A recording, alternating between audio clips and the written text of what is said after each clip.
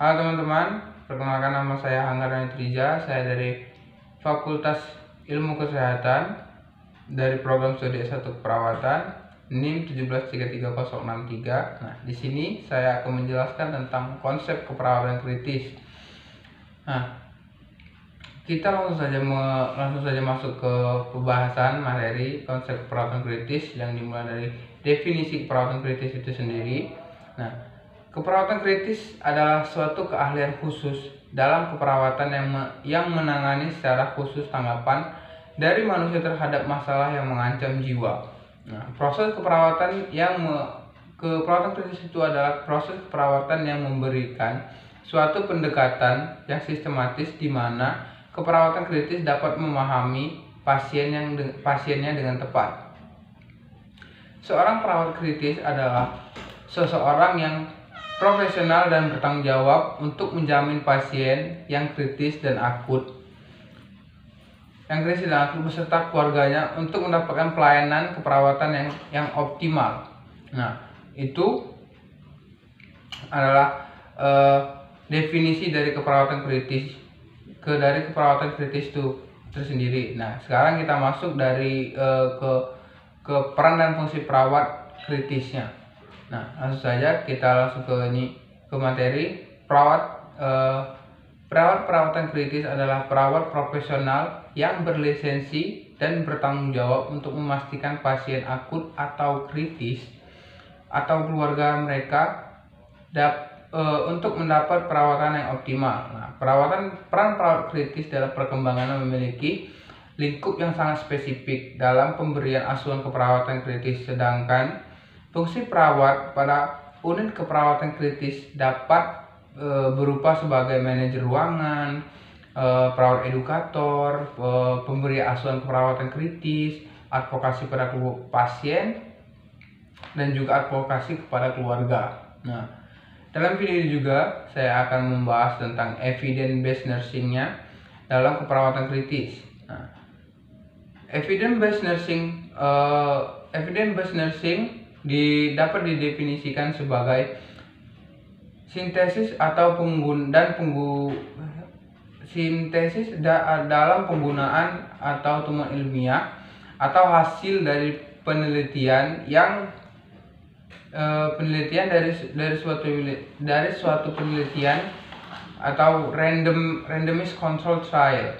Nah, pendapat lain yang mengemukakan dari evidence-based nursing ini adalah pendapat dari Dharma 2011 mendefinisikan EBN atau evidence-based nursing sebagai suatu integrasi atau lebih dari satu penelitian dari bukti hasil penelitian terbaik yang telah melalui tahapan telaah dan sintesis yang digunakan sebagai dasar dalam praktik keperawatan dan memberikan manfaat bagi penerima pelayanan keperawatan. Nah, tujuan dari EBN ini ialah penggunaan hasil penelitian pada tantangan praktik keperawatan yang bertujuan untuk melatih kemampuan perawat untuk berpikir kritis dan rasional terhadap suatu fenomena atau masalah dalam penerapan Penerapan EBM secara tidak langsung akan melatih kemampuan berpikir kritis dan rasional dari seorang perawat dalam menghadapi suatu masalah atau fenomena. Nah, salah satu ciri dan praktik perawatan profesional evidence-based nursing merupakan suatu cara untuk membuktikan bahwa perawat adalah orang yang berkompeten atau profesional dalam meningkatkan kualitas pelayanan keperawatan. Nah, dan tujuan akhir dari penerapan evidence-based nursing ini adalah meningkatkan kualitas pelayanan keperawatan itu tersendiri. Nah, dalam konsep keperawatan kritis ini juga ada namanya end of life, tapi end of life-nya dalam keperawatan kritis sendiri. Nah, keperawatan end of life ini adalah keperawatan yang dilakukan ketika pasien masih bernapas atau masih hidup, dan juga pasien yang hendak menjelang ajal atau kematiannya. Nah, jadi peran perawat di sini ada peran perawat dari end of life-nya ini sangat penting dalam mengambil tindakan keperawatan end of life itu sendiri yang atau memberikan kematian dengan damai. Nah, atau bisa disebut dengan peaceful of life. Nah, adapun konsep end of life ini dibagi menjadi beberapa dan kita akan membahas satu-satu.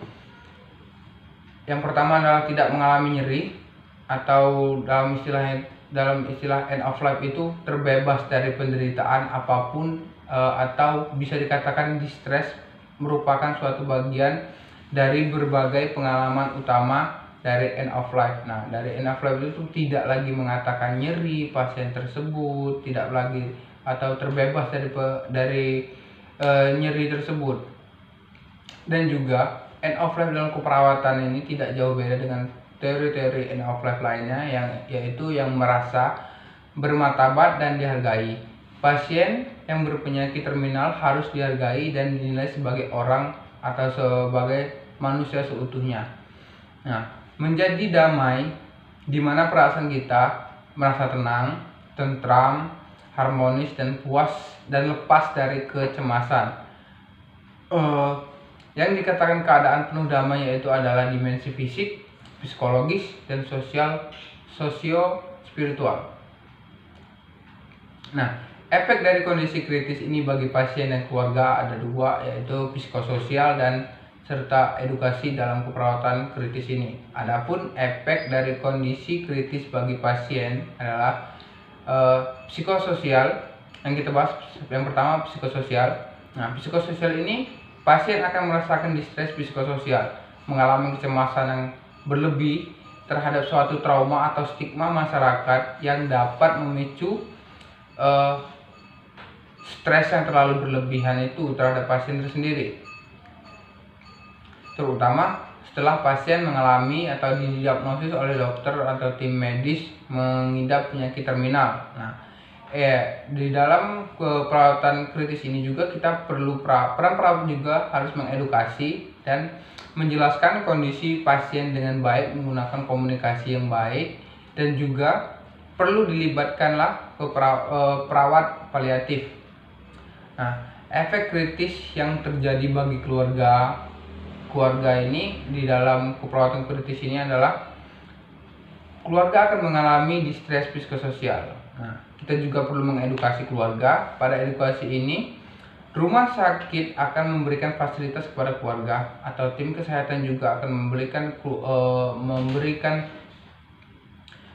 edukasi kalau di pandemi ini bisa mungkin melalui bisa mungkin melalui video call atau telepon via Zoom, Meet atau WA. Nah, mungkin sekian dari materi saya ini dari konsep keperawatan kritis. Lebih kurangnya saya minta maaf. Wassalamualaikum warahmatullahi wabarakatuh.